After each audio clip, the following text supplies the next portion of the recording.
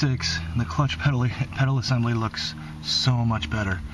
Alright, here's the two bolts I was talking about. That one right there, that's the top bolt, and that holds in the top mount. And then you've got this one here that holds on the bracket,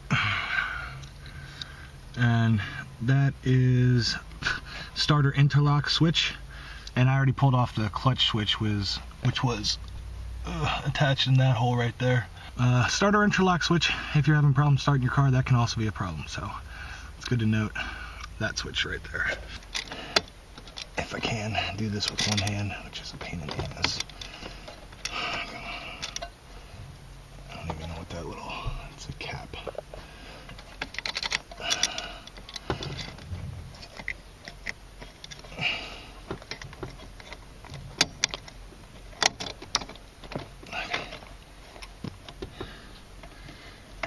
Spring fits in there like so, and then this I will assume goes on top of here, and then clips that together kind of thing. I don't know what it does, but it's in my way.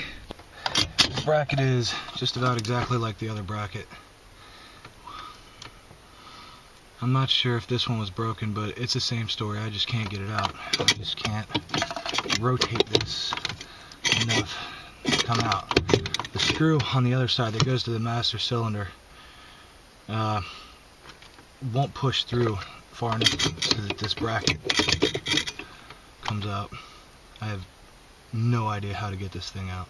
It looks like it's put on there first, and then all the other brackets and stuff are welded in place to the firewall. Since this is the second car that's like this, I'm gonna guess that's stock. But even so, the MX-6 brackets, they were broken and they were welded back together. But these are not broken, and they're welded factory welds. And this whole bracket assembly looks really good. But it's the same story, I just can't get it out.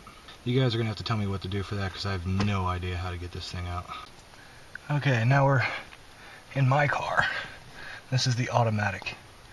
And the automatic does not have that bracket. The whole clutch bracket is missing. Everything else looks just about the same as what I was seeing, except this whole section right there. You can see the little punch through. That's for the master cylinder, so that's not really a big problem. That's actually just got a plastic holder piece, so I just take out that plastic piece and I got my master cylinder. I just push right through there, but this whole bracket is completely missing, so that kind of sucks. So I do need to get that bracket.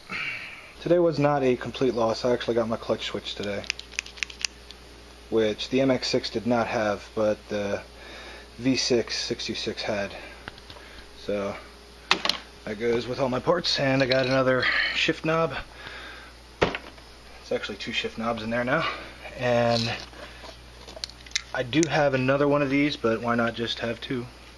Starter interlock switch, and these are shims for the starter interlock switch. This thing, and this looks like part of the switch. You see those metal contacts there, and then down inside of there, there's a metal contact, so when this spring is activated, those metal contacts come into contact with that part. So that's how that works. Try and pull a new starter interlock, remember to get those shims with it. The only reason I picked this up was because it's still got the decal on here. And after 15-20 years, you'll notice that those decals start rubbing off. So if you can find used parts that still have these good decals, same with the cruise control switches on the steering wheel and the window switches kind of thing, grab those as too. So neat find. Got a whole bunch of brackets. These big washers are for 5-speed shift knob mount. They're little shims. All those go down there with all my other stuff. Now this part I thought was pretty neat. This comes down out of the AC vent and plugs just about directly underneath the steering wheel.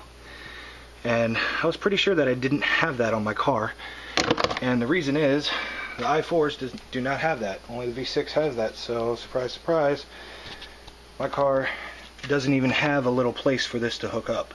I could probably modify it so that it does. I might actually do that. That's all I got done today.